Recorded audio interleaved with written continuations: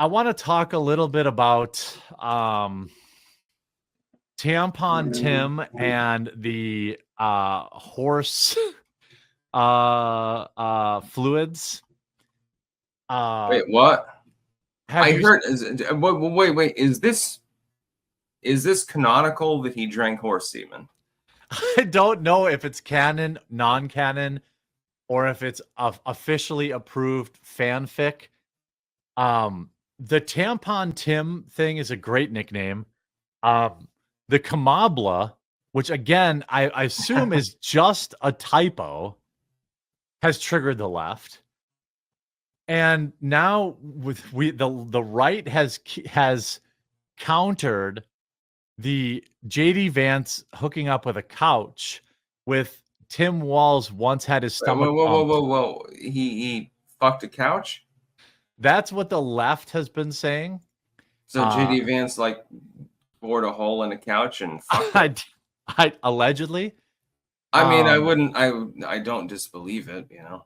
Yeah, I mean, teenage boys do weird things. The Tampon Tim thing is hilarious because Tim Walz approved tampons in boys' bathrooms. Even in kindergarten, stuff like that. Yes, and it's I think that's a great thing to run with. Yeah, these people are not capable of having periods. Yeah. I mean, I'm sure that they have a great deal of fun hitting each other with the tampons. They probably whip them around and throw them at each other. But yeah, guaranteed. So you've basically given them toys. There's a Tampon Tim thing, which is funny. The Kamabla thing, where there was an interaction where somebody DM'd the Trump administration about Kamabla. Wait, Kamabla, I think I saw that earlier. And the Trump campaign just kept responding with Kamabla. They're like, I don't know if, oh yeah, here it is. I don't know if it's real. And I choose to live in a reality where this is real. Okay. I think it's been confirmed that this actually is real. This actually is okay. Haven't we all gone insane at this point? Yeah, this is. There's no sanity left in the human race anymore. Here it is. For those of you with real lives who do not monitor the coup-attempting criminal social media feed, he has been calling Kamala Harris Kamabla. I reached out to senior Trump campaign officials to sort it out. Here's how it went. Why is he misspelling her name Kamabla? Their reply, Kamabla. What does that mean?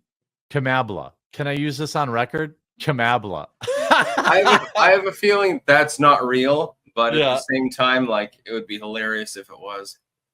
Yeah, I don't care if it's real or not.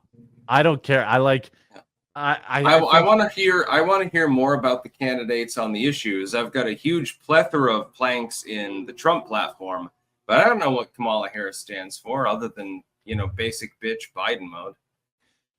Well, he stands for not. Design.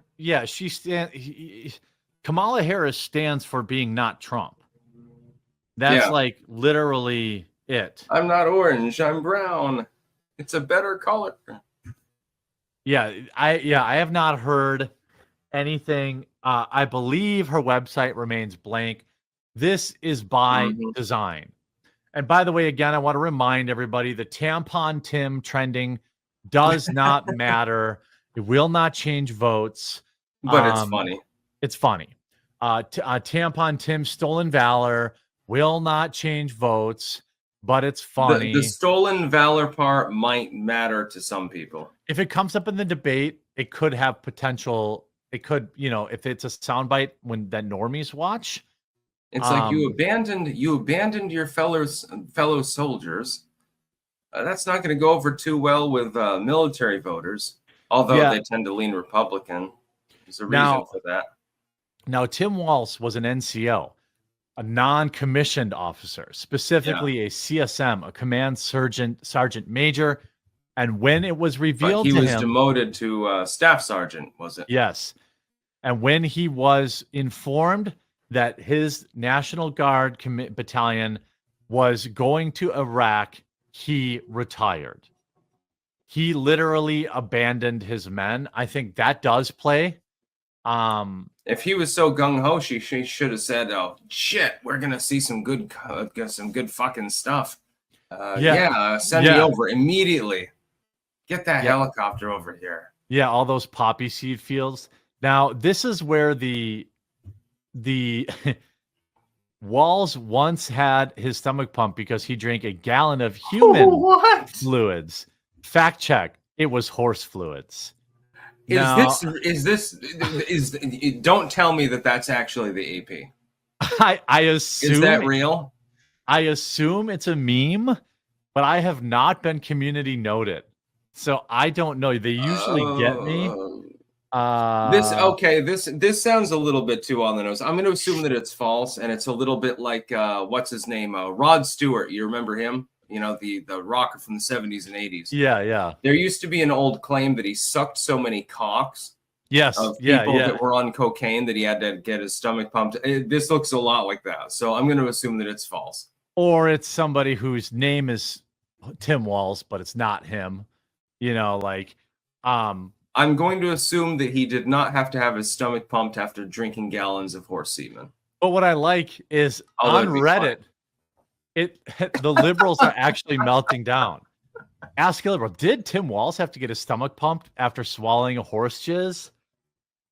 Over the top as it is, we can leave this up for those who want to discuss the topic in good faith.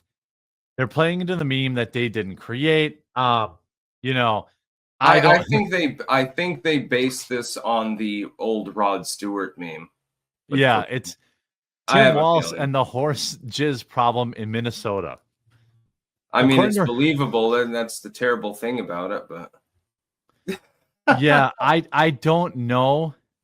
He just goes out to pasture and he just sucks cock after cock. He can't help it. Yeah, he can't help it. He's a Democrat. Now, I would say this is probably fake. I think that you can play on the abandoning your troops. I think you can play on the why has he been in China so many times? Why is some random dude from Minnesota been to China 20 times? He just really loves all-you-can-eat buffets. Yeah, I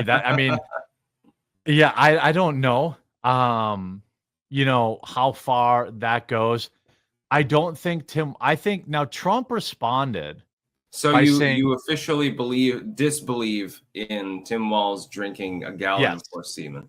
I officially believe that is just a meme. Yeah.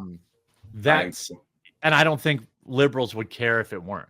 Liberals might have been the ones that actually made up the story as a cover for his actually terrible views. Hey, we should confiscate guns. We should double your taxes. And you're all terrible people, and we want socialism. All JD Vance has to do in the VP debate is stand up there with a picture of Minnesota during BLM. Yeah, that's all he has to do, and say, "Look what George he let." Floyd. Yeah, look what he let happen in Minnesota. Look at their unemployment rates. Look, these debates should be 360 slam dunks from the free throw line for Trump and JD Vance. Yeah. I think that the world. I think you bring up the tampon Tim in the debates because I think the world is more aware now of the weird stuff. Like, you call me weird, bro. Why are you putting tampons in kindergartners' bathrooms? What is that for? Why are you putting... Vance seems to be very well spoken. I think that he'll manage to do that. Yeah. Yeah, Vance should be able to crush him. Trump should be able to. I don't think Walz is a great pick. No. But we know why he was picked. He's not Jewish. That's the reason. And he's a darling of the left. Yeah, the left This is basically Kamala says, "Hey, I want the left to vote for me. I need these youthful left voters to knock on doors and shit like that." Yep, Gen Z likes him. And we both effectively predicted this, by the way. Yeah. It was not clear whether it'd be Kelly or Walz, but there were some problems with Shapiro because he just happens to be a Jew, and the modern Democratic Party doesn't like Jews. Not only do they not like them, but taking Shapiro would have cost Kamala Harris the vote in Michigan. I don't think it would have cost Minnesota. Yeah, I Minnesota think it would have cost Minnesota too. It would have been close. I mean, it would have put both of those states in peril, which are Democratic strongholds. Which would have lost her the election. Yes. I saw a lot of people saying this. What do you think about this take? Now, Trump simply just said thank you when it was announced that she took Walz. But some people said that this actually signals weakness and that they think they're behind because they took a candidate that they thought would fortify the Midwest when they should have already had those states. I think that if Kamala thought that she was handily ahead, like if they believe the polls, they would have gone with Shapiro, who's from Pennsylvania. They would have tried to pick off a state that tends to be very, very swing. I think that the fact that they're clearly targeting Michigan and Minnesota is actually a sign of weakness. I think their interior polls say, yeah, it's a little bit shaky. You need to fortify the blue wall, so to speak. If she wanted to do outreach, she'd go with Shapiro. She'd nail Pennsylvania if she thought she could grab it. That's the election. She wins those states. She only needs one more. Well, there are a whole bunch of swing states to target. It wouldn't be difficult, but I don't think that she's confident she can do that. Yeah, I think there's something to that. I think there's something to that. That is a defensive move rather than a aggressive move. Exactly. It's like, crap, we can't lose Minnesota. If we do lose this state, we're fucked. Yeah, even if you win Pennsylvania, by the way, and you lose Minnesota and Michigan, you probably lose. Yeah, I mean, because Trump's favored in Nevada and Arizona, Georgia and North Carolina, that gets him pretty close to the line. Yeah, I think that they probably lose. So I think that it is a defensive, a fortification pick, and it's also a non-splashy pick. It's a guy who nobody knows who this dude is. He's another Kamala. Yeah, nobody knows who he is. Now, it's sort of like Dick Cheney. Like nobody knew his positions on the issues or anything like that. Nobody knew anything about him. My local news was calling it a move to fortify the Midwest. And I was like, they were like, oh yeah, he's really popular in the Midwest. I'm like, where? He is not. Nobody in Wisconsin's ever heard of him. Nobody in Minnesota or Michigan has ever heard of him. He's not popular in the Midwest.